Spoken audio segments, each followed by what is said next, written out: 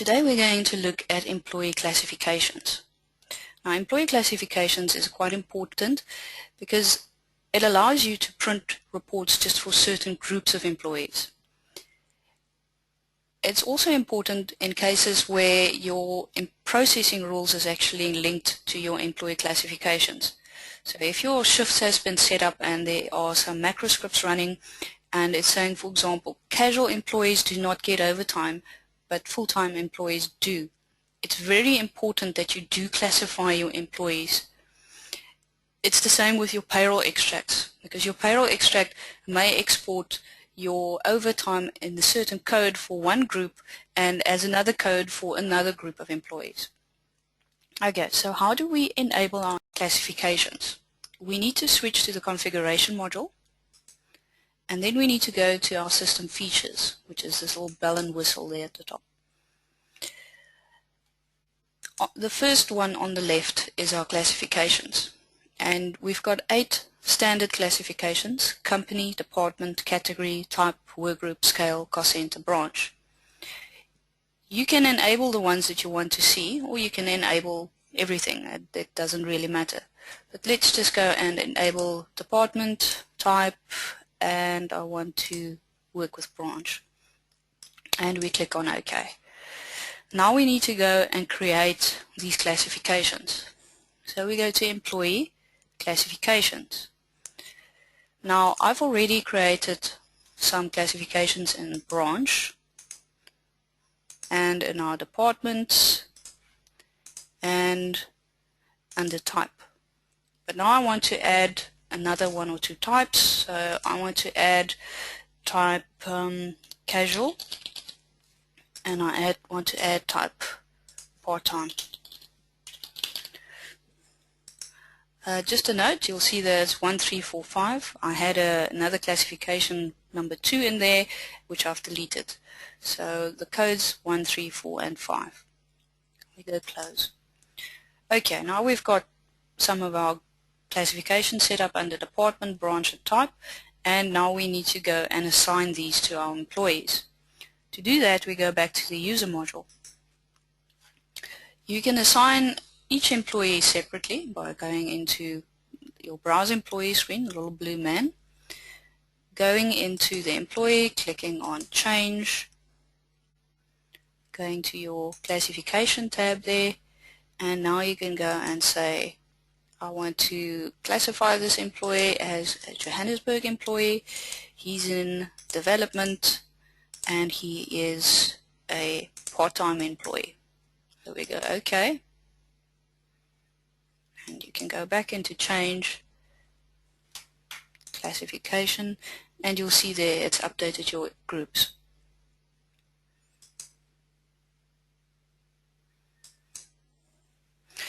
You can also go and classify your employees in bulk. That you can do from bulk employees, classify employees. Okay, so you select which classification you're working with on the left side. So for example, you can see all these employees is in branch Cape Town.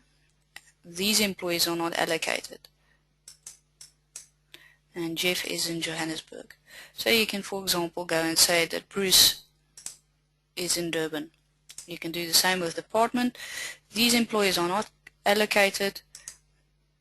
And let's go to manufacturing, and we put Ryan into manufacturing.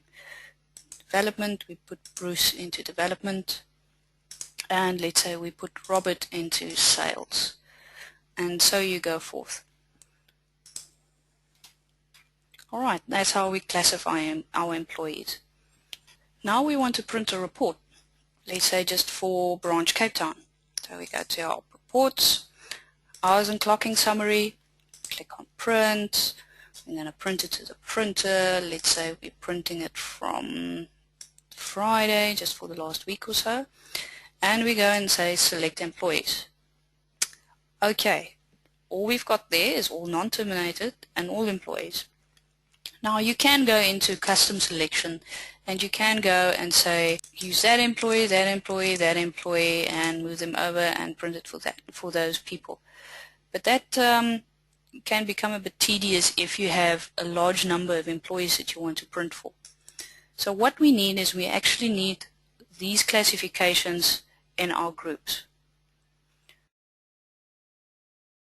To set up our groups, we go back to our configuration module. We go back to employee and we go to group selections. Okay, now we've made it quite easy to generate your standard groups according to your classifications. So you can go to quick generate and you can create shift-based groups or limit-based groups. We already have the all non-terminated and all employee groups. So let's go and create our classification groups. And we can tick branch, department and type. If you see you've got employee classifications but they're like grayed out and you can't tick them, it means that you actually have not added any classification name records into that classification. So if you've got something there that says generate company-based groups but you can't tick it, you need to go back into employee classifications company and go and add some companies in there before you can actually generate a group for them. Okay, so let's click on OK.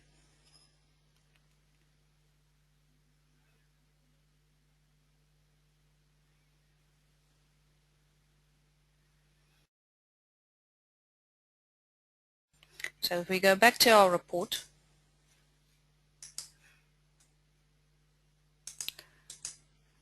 and I'm just going to jump and go into select employees, there are our options.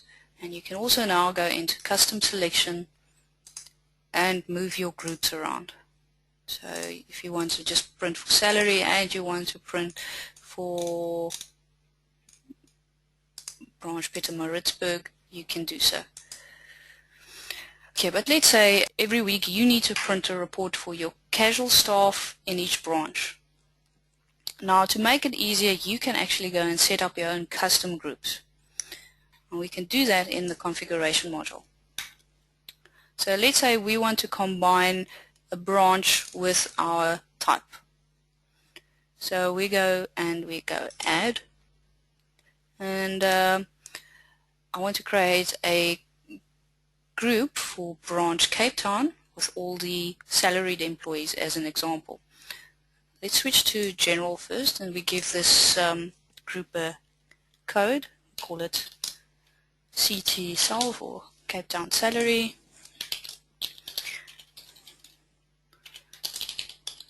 Give it a description.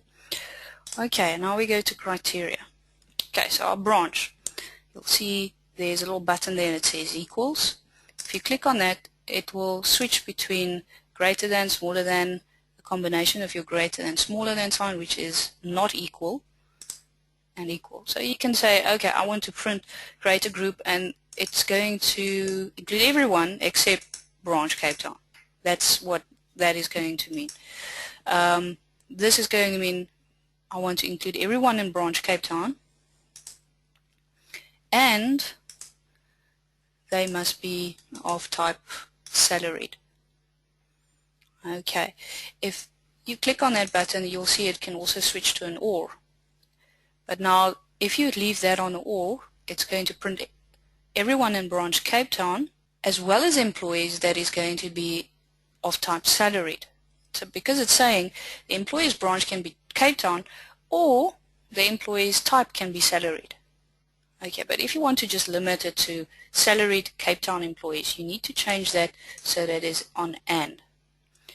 And you can go ahead and you can go and add many more of those selections to your group. And then we go click on OK. Okay, so now we've created our custom group for Cape Town salaried, and you can go and view your selection in that group. And you'll see Cape Town salaried consists of Robert and Corinne. Now there's even a more advanced way to create an employee group. We go click on add, and I'm just going to call this a custom group.